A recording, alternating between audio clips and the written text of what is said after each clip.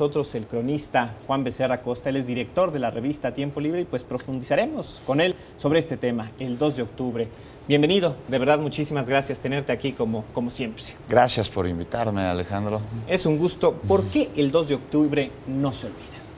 Pues porque olvidarlo sería una injusticia y porque el 2 de octubre representa un movimiento político que desafió al entonces Estado y a todo lo que representaba, que es muchísimo, y que hizo unas demandas que hoy siguen siendo vigentes en un contexto ya evolucionado, por supuesto, sí.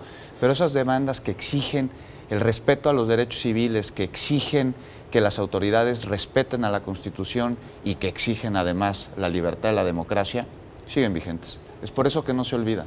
Juan, ¿qué estaba pasando en el mundo? ¿Qué estaba pasando en México? ¿Qué estaba pasando en la Ciudad de México? Que comenzó este hervidero de causas, de consignas y de luchas. Un hervidero, exacto, es un contexto muy complicado.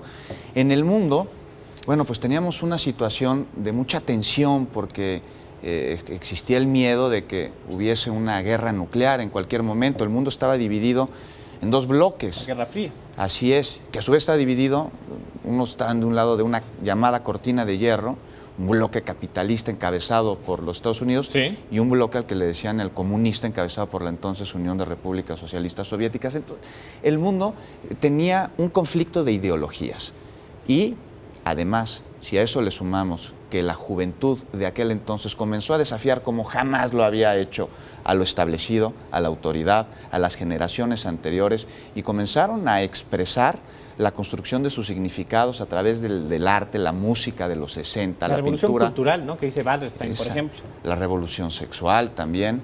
Y bueno, llega un momento en que empiezan a ser reprimidos y ellos, que ya tienen conocimiento sobre sus derechos, los empiezan a exigir.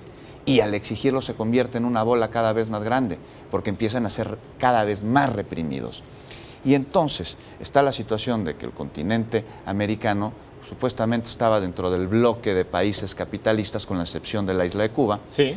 Y los intereses de este bloque se veían amenazados si existían tendencias ideológicas que no fueran con ellos.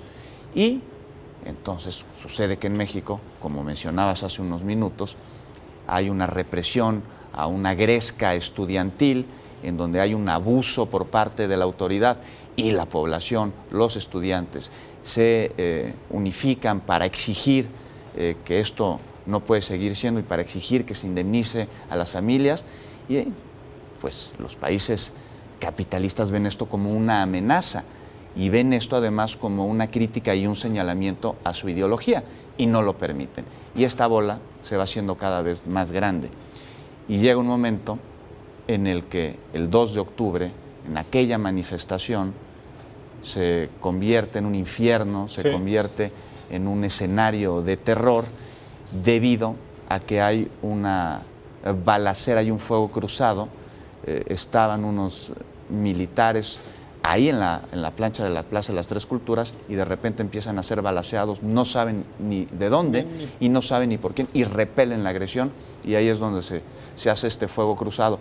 Pero el 2 de octubre no solo es ese día, sino todo lo que el movimiento representa. Un movimiento que además nos deja una conciencia sobre los derechos civiles que no teníamos en aquel entonces. Juan, ¿qué heredamos del 2 de octubre? ¿Qué nos deja? ¿Qué aprendimos? Bueno, aprendimos a través de la parálisis del miedo y del desamparo, la procuración de los derechos civiles. No es como antes.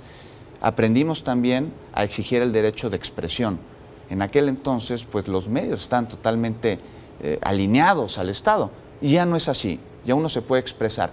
Las manifestaciones ya no son actos subversivos. Sí.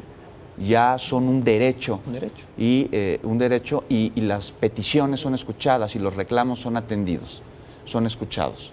Ya no es como, ya no se reprime así de esa manera, y mucho menos a una sociedad pacifista, a un movimiento que exigía nada más los derechos civiles. Pues así Juan, es. Desde luego, eso nos deja.